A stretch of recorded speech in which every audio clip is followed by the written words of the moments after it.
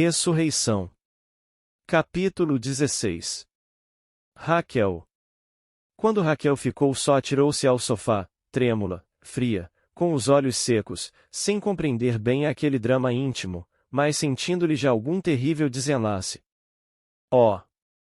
Que ela via claro é que a outra amava o mesmo homem, e com tal força que cedera a um impulso de cólera, tão contrário aos seus hábitos de brandura. As reflexões de Raquel não passaram daí. Nem todas as almas podem encarar as grandes crises. Quer-se um espírito robusto para estas situações complexas. Raquel ficou simplesmente atônita e abatida. Na chácara foi notada a ausência das duas. Viana deixou os hóspedes e foi à sala. "Que faz aqui?" perguntou ele à filha do coronel. Raquel ficará perturbada com a presença de Viana, e ainda mais com a pergunta. Enfim, balbuciou uma resposta infantil. "Estava pensando numa coisa", disse ela. "Onde está Lívia?" perguntou Viana sem atender à resposta da moça nem ao sorriso forçado que lhe entreabria os lábios. "Creio que está incomodada, foi para dentro." "Coisa de cuidado?" "Parece que não." Viana deu 2 voltas na sala e saiu para a chácara, pedindo à moça que lá se fosse reunir aos outros. Félix, entretanto, viera até o jardim, que ficava em frente da casa. Mal havia dado alguns passos quando viu encostada à porta da sala a filha do coronel, com os olhos postos no céu, acaso pedindo a Deus que lhe estendesse a mão para subir até lá. Era sol posto, hora de melancolia. Tudo ali em volta assumia a cor pardacenta luminosa dos últimos instantes da tarde. Félix caminhou cautelosamente para a casa, subiu por um dos lanços da escada, e surpreendeu a moça, dizendo-lhe: "Está linda assim, mas nós precisamos vê-la cá fora." Raquel retraiu o corpo sem ousar dizer uma só palavra. Félix estendeu-lhe a mão convidando-a a descer. A moça entrou para dentro. O médico deu ainda um passo, mas ela, fazendo um gesto suplicante, disse com voz aflita: "Pelo amor de Deus, saia." Félix não resistiu. Desceu ao jardim e caminhou para a chácara a reunir-se às outras pessoas. Em vão buscava conjeturar a causa daquela súplica. Era impossível conciliar o procedimento de Raquel com a familiaridade e a confiança que entre ambos havia. A razão da diferença devia ser grave. Mas qual seria ela? Os convidados retiraram-se cedo. Menezes e Félix foram os últimos que saíram, ao lado um do outro, ambos entregues a reflexões diversas, porque Félix pensava nas palavras de Raquel, Menezes na pergunta do menino. A filha do coronel desceu ao jardim. Era noite fechada. Sentou-se num banquinho, e ali ficou em triste meditação. A pobre moça tremia de susto, de incerteza, de apreensão. Não ousava encontrar os olhos de Lívia. Tinha-lhe medo, medo pueril, escusado, sem razão, mas enfim medo, e nada havia que tranquilizasse a sua alma franzina e pusilânime como benefício celeste. Entraram-lhe a correr as lágrimas, até então retidas pela presença de estranhos. Ninguém lhes viu, que a noite era fechada e o sítio ermo. Mas a aura estiva, que começava a bafejar a folhagem ressequida do sol, acaso lhe ouviu os soluços, acaso lhe os levou ao seio de Deus. Veio então, de influxo divino, uma doce consolação às suas mágoas solitárias.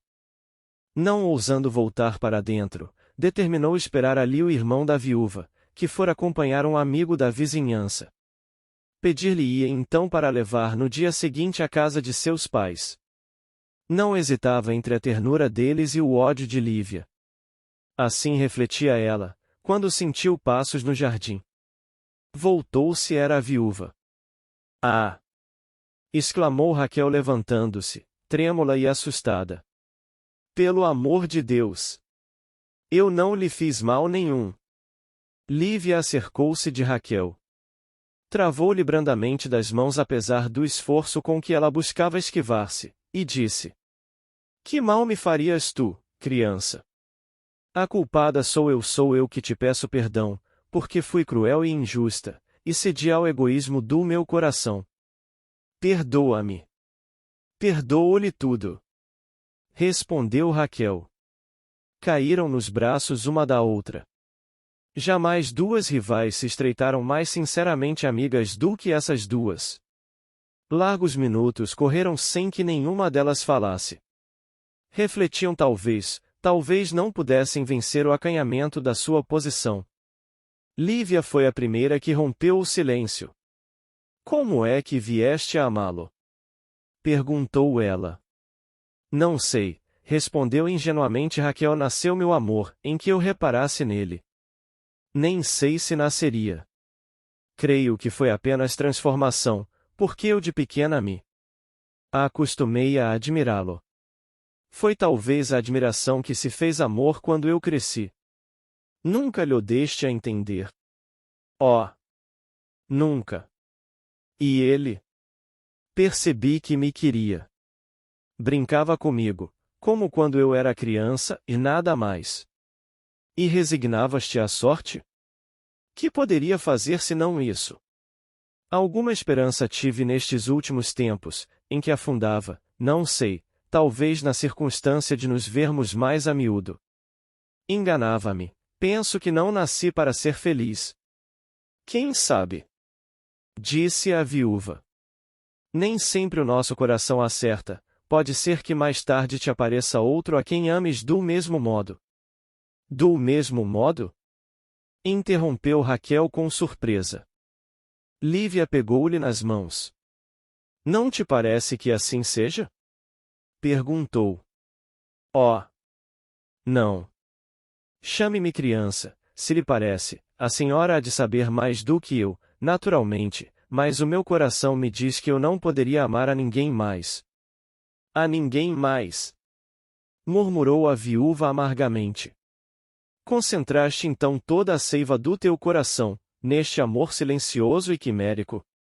Não digas isso, amarás mais tarde a outro que te amará também, e serás feliz, creio eu.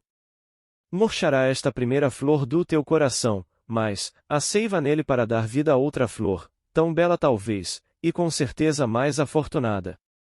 O contrário, Raquel, seria injustiça de Deus. O amor é a lei da vida, a razão única da existência. Encher de uma só vez a alma, sem que ninguém lhe beba o licor divino, e regressar ao céu sem ter conhecido a felicidade na terra? Nem o quererá Deus, nem o temerás tu. Falas pela boca da tua amargura de hoje, espera a ação do tempo, que é bom amigo. Raquel meditava. Era a primeira vez que ela ouvia falar daquele modo em coisas do coração. A linguagem da viúva servia-lhe a um tempo de consolação e de luz. Lívia falou ainda há muito tempo, sem preconceito nem reserva, não falou como rival, senão como amiga e mãe. Não reparava sequer que lhe dava armas contra si. Falaria talvez de outro modo se considerasse feliz, mas, como a situação de ambas era igual, ela entornou na alma de Raquel todo o sentimento de que a sua alma estava cheia, e foi eloquente, porque foi sincera. Sim, disse Raquel, quando ela acabou, compreendo tudo isso que me está dizendo. A senhora sabe amar. E ainda o ama, não? Lívia calou-se. Que lhe custa dizer? Insistiu a donzela. Custa-me lágrimas. Eu não te poderia explicar nunca este sentimento que me nasceu como erva ruim para me envenenar a existência, e que eu tanto tempo supus que seria a coroa de minha vida. Não te quero enfadar, que são tristezas para isso. Mas então ele? Aventurou Raquel. Não me perguntes mais, afirmo-te só que o amei, que talvez tornasse a amá-lo. E que ainda o ama, concluiu a rival. Lívia esteve calada alguns instantes, procurando ler-lhe no rosto, apesar das sombras da noite, as impressões que lhe iriam na alma. Não. Já o não amo. Disse a viúva com esforço. Seguiu-se um longo silêncio. E se o amasse, disse enfim Lívia, que farias tu? Nada. respondeu resolutamente Raquel. Deveras, nada? Pediria a Deus que a fizesse feliz, e estou certa que Deus me ouviria. Era capaz disso? Perguntou a viúva segurando-lhe nos pulsos e fitando-lhe os olhos em cheio. Era, respondeu ingenuamente a donzela. Lívia não disse palavra. Se das comoções da sua alma algum vestígio lhe subiu ao rosto, disfarçou-lhe à noite as vistas de Raquel.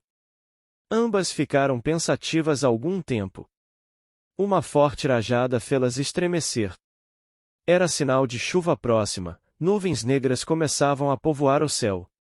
As duas recolheram-se à casa. Vales mais do que eu, dizia a viúva entrando com Raquel na sala. Eu sou apenas egoísta, egoísta e nada mais.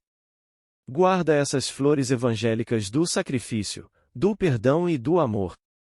São raras, e por isso que és um anjo. Foi diferente a noite que ambas passaram.